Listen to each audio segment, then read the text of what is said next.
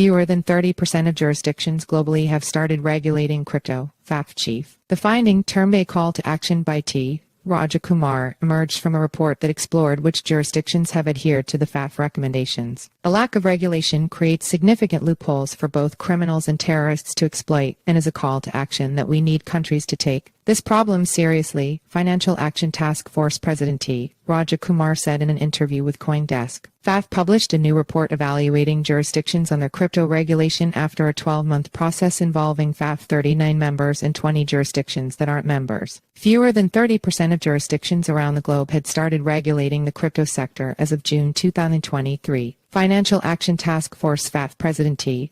Kumar told CoinDesk in an interview from Singapore that low level of attention warrants call to action, said Kumar. The statistic was detailed in a progress report made public on Thursday and shared with CoinDesk, which explored how dozens of jurisdictions have adhered to the FATF recommendations. The report is titled Status of Implementation of Recommendation 15 by FATF members and jurisdictions with materially important VASP activity. The recommendation had suggested that jurisdictions should move to get a better handle on money laundering and terrorist financing risks posed by crypto, and they should license or register virtual asset service providers VASPs and conduct reviews of their business practices, products, and technology. The FATF recommendations are not mandatory, but non-abiding jurisdictions could face global isolation through drops in their credibility ratings and other actions, such as the repercussions of being put on the FATF watch list. The crypto sector has faced a credibility and safety crisis as it's been beset by hacks, many of which are linked to North Korea, sanctions from the US and the UN, and allegations of being a conduit for terrorist financing, including for those aiding Hamas and ISIS. FATF call to action. The boss of the Global Money Laundering and Terrorist Financing Watchdog said it was the first such report addressing the concern that a lack of regulation creates significant loopholes for both criminals and terrorists to exploit, and is a call to action that we need countries to take this problem seriously.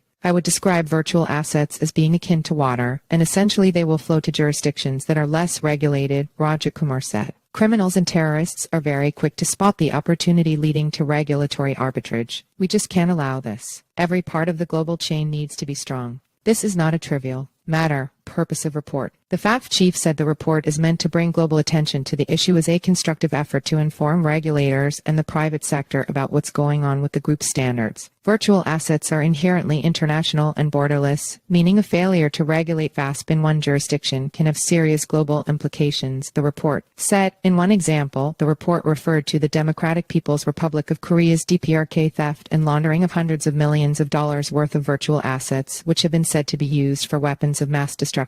It also noted the increasing use of cryptocurrencies to raise and move funds for terrorist groups. The report contended that bad actors were almost exclusively demanding ransomware payments in cryptocurrencies. Compliance levels of jurisdictions. The FATF has been urging jurisdictions to fully implement its recommendations for some time now. The table in the report rates each jurisdiction as compliant, largely compliant, partially compliant, or non-compliant. The criteria include enacting legislation or regulation requiring the licensing or registration of VASP, having registered or licensed such businesses, conducting supervisory inspections, taking enforcement actions against VASP, or enacting the travel rule for them. FATF controversial travel rule requires crypto service providers to collect and share information on transactions above a certain threshold. In several cases such as India, Singapore, Spain, Portugal, Italy, and Malaysia, their assessments around compliance with Recommendation 15 are ongoing, so the table rated them as N/not applicable. Other nations, such as Argentina, had conducted a risk assessment covering VASP but had not completed any of the other 7 relevant criteria.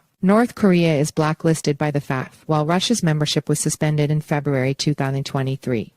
Kumar said the FATF isn't demanding jurisdictions implement their recommendations by passing laws, but that notifications from the government could be enough. Methodology. At a FATF plenary held in February 2024, the group agreed to publish an overview of the steps jurisdictions have taken to regulate VASP, resulting in this analysis. The 12-month examination took a look at the FATF 39 members and 20 other jurisdictions who host materially important crypto-related activities. The selection of materially important jurisdictions was based on jurisdictions that hosted VASP with more than 0.25% of global virtual asset trading volume, or that had at least 1 million virtual asset users. Collectively, those jurisdictions accounted for 97% of global crypto activity.